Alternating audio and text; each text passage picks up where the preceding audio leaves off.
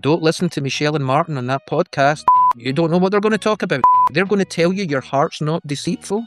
They're going to tell you all kinds of terrible things that will deceive you and lead They you are going to astray. lead you astray. They're going to make you think for yourself, and we don't want that for you. You don't want that at all. Welcome to Unhinged, separating faith from fiction. I'm your host, Michele Kus, and I'm hanging out with my co-host, Dr. Martin Trench, and we're talking about spiritual growth, asking a few poking the bear kinds of questions. Like, what if spiritual growth is not about distrusting yourself or performing for acceptance or high-functioning masking in church? But what if it's just about becoming yourself, feeling safe enough to just be yourself? And what if becoming a better person doesn't happen through control or accountability or correction, but what if it actually happens through love, acceptance, honesty, vulnerability, and being able to let your nervous system finally exhale in that environment? So we're asking these and other questions today on this short and sweet episode. If you're ready for all that, let's get unhinged. Why do we think every part of us is damaged? You know, it's like I saw somebody post once, I might even have re-shared it. It said, I thought I was broken and needed fixed until I realized I was wounded and needed healed. That is very different. We all get wounded in life. And we all need healed in life. But the church often communicates that as you are a broken individual. You cannot trust what you think. You cannot trust what you feel. But I don't feel comfortable here. Well, just grit your teeth and get through it, you know? Why can't I be with people that I don't need to grit my teeth and get through it, you know? Yeah, I don't know what it is with church culture. Not all churches are like that. No, I know. Not all churches are like that. But in no other place. No, you can be yourself at school. You could be yourself at your job. Now, people might say, well, what if someone's being themselves, but they're hurtful to other people and all that, and don't hang out with them. You know, these people hurt me. Well, don't hang out with them. Yeah. Why do we think we have to control other people and what they do? That's like the Christian worldview in the modern church, is we're all trying to control other people. I posted something recently and I said, you just mentioned it. It was, if you don't feel safe to be your authentic self around people, they're not your people. They're not your people. Yeah. And then I said, your people don't judge you or whatever. I can't remember what I said in the whole post. Well, somebody commented and said, yes, but they should hold you to accountability. Oh, gosh. You know what? See, if I want a genuine friend, not an accountability partner. I'm not in Alcoholics Anonymous. I don't need a sponsor calling me every day to check up on me. And I'm an adult. If I never hear the word accountability partner, if I never hear that phrase again, I'll be happy. It's awful. Yeah. Now, I know we all need to change. We all need to change and grow. I realize that, you know, not change into different people, but we've all got toxic things that we've picked up or whatever. You don't genuinely change by being in a relationship with somebody who's always checking up on you, always pulling you up, always correcting you, always making you accountable. What you learn to do is put on a fake front. But somebody who loves you just the way you are with all your flaws, if you're in a relationship with that person and they've got flaws too, and the two of you love each other the way you genuinely are, you become a better person by being accepted, not by being corrected. Yeah, I think you can let your nervous system exhale and relax. You don't have to grit your way through life and willpower your way through life.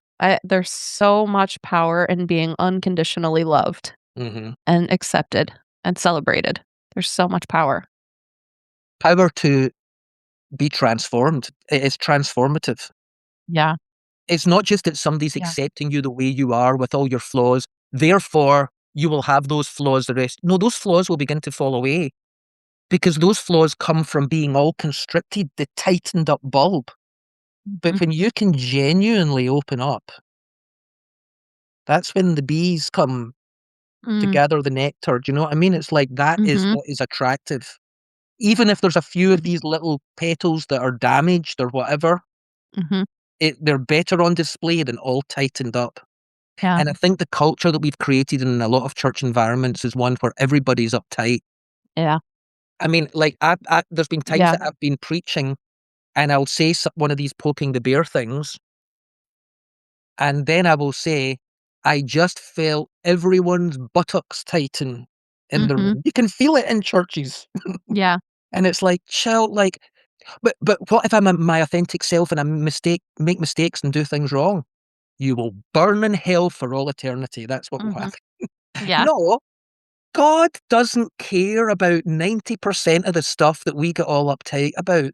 Do you know what God cares about? Love God, love people, and love yourself. Love yourself. Yeah. I used that as a slogan for a church I was a pastor in once, that verse about the 2 commandments, love God with all your heart and love your neighbor as yourself. But I knew that people struggled with this love yourself thing. I knew if we put that, it was like the strap line under the logo, you know, love God, love people. And so it's the first thing people would see, and I knew people would struggle with it. So I reworded it slightly. Love God, love people, love life. Because loving yourself is loving the gift of life. We withdraw from life in the church. We withdraw from actual life. We withdraw to the safe. Don't hang out with non-Christians. You know, they might lead you astray. And stay away from the garden gnomes because they're full of demons. I know that. And if you Don't do express your creativity because you never know what demon lies around the corner. Gosh.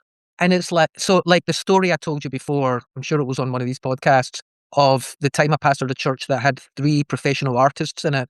And everybody kept saying to them, are you Christian artists? And like, they didn't come from that background. They couldn't actually get their head around it.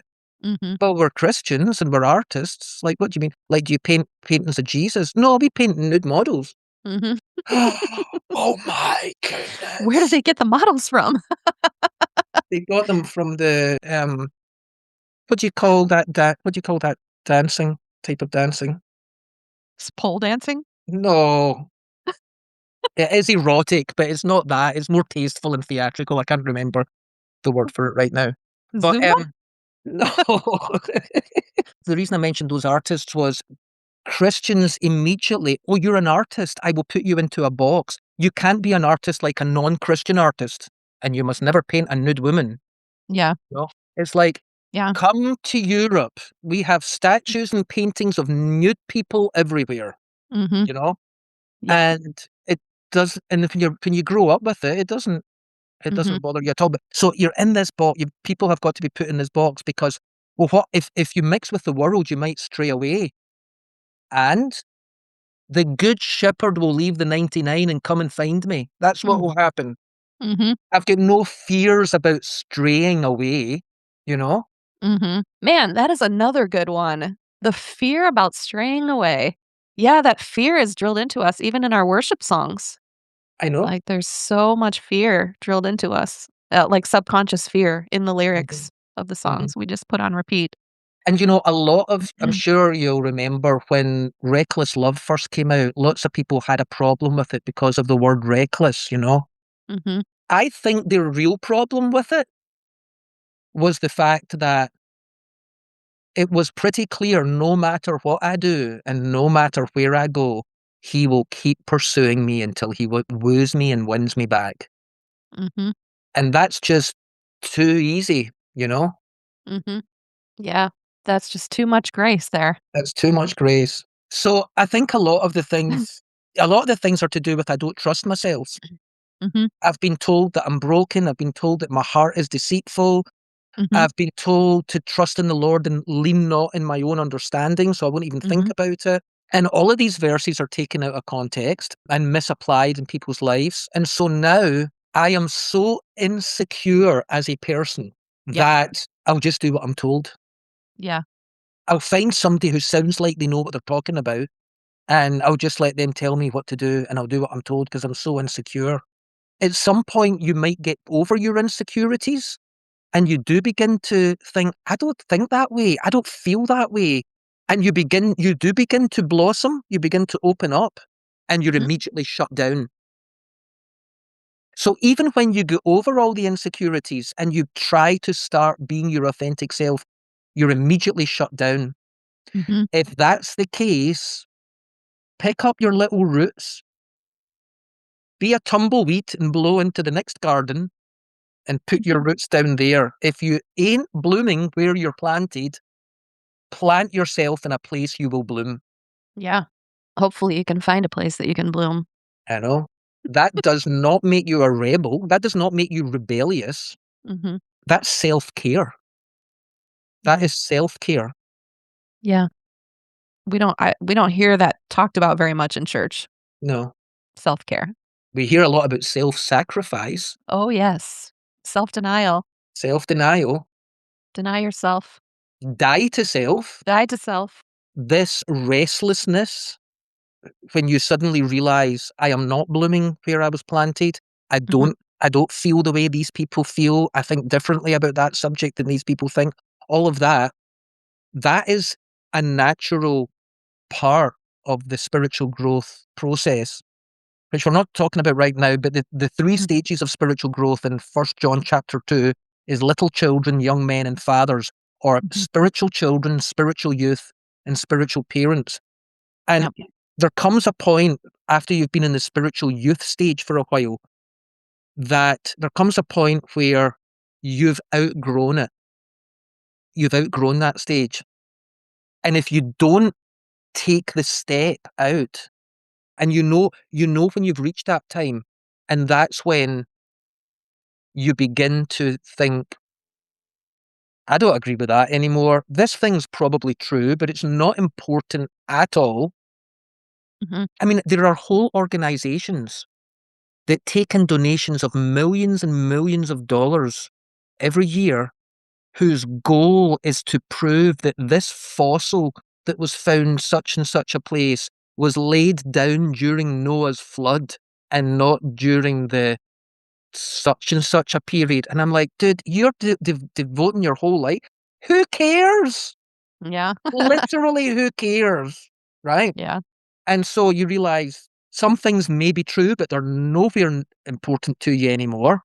Mhm. Other things that weren't important to you suddenly are. Some things you used to believe, you no longer believe. Some things you were once opposed to, you've come around to thinking, actually, I think that might be true. Now, Mhm. that's when you know it's time to leave. You're going into the next stage of spiritual growth, the parenthood stage, which is where you get a much wider view of God and a much less nitpicking view of God. Okay. Mhm. But if you don't step out, if you're told, oh, be careful, don't think these new ideas, don't listen to Michelle and Martin on that podcast. You don't know what they're going to talk about. They're going to tell you your heart's not deceitful. Mhm. They're going to tell you all kinds of terrible things that will deceive Oh, you and lead they you are gonna astray. lead you astray. I know that. And They're gonna make you think for yourself, and we don't want that for we you. don't want that at all. So if you are warned off and encouraged to not take that step when you're beginning to feel the internal movements of, yeah, I'm now leaving this behind and I'm moving on, Mhm. then either you are going to become so frustrated where you're stuck that you're going to walk away from it all and declare yourself an ex-Christian, because I just cannot live like that. If that's what a Christian is, I cannot live like that. Yeah, I'm with you. I can't live like that either, if that's what a Christian is, right? Mhm. Or the other thing you're going to do is you're going to shelter, you're going to close up again, and you're going to just double down on doing the things you've been doing and being the person that everybody else wants you to be. And But put the if you're mask brave on. enough to take the step, oh my goodness, it's like burdens fell. This is the way I word it. There's a point where you think that many things are really, really important. But you actually know that you're maturing spiritually when you realize that many things are really important. Have opinions about all of that, but Mhm. that's that amount. That's all that's really important. You Yeah. know? I love that quote that Martin shared in the middle of the episode, that you don't become a better person by being corrected, but by being accepted. I think there's a lot of power in that If you have spent years distrusting yourself, overriding your instincts or your discernment, or feeling like you had to earn acceptance through performance or masking in church, I hope this conversation gave you one giant excuse to exhale and let your nervous system rest a little bit. And if you're watching on YouTube, I would love to hear how this conversation is hitting you. So leave us a comment. We read all of them. We respond to all of them. And we love that interaction with you. And if you want to dive deeper into spiritual growth, Martin is hosting a 30-day spiritual growth challenge inside of his school community. I'll leave a link for that down in the show notes or the video description if you're watching on YouTube. Thanks so much for joining us today, and we'll see you again on the next one. I can't remember that. We could call it the Most High or something. There you go.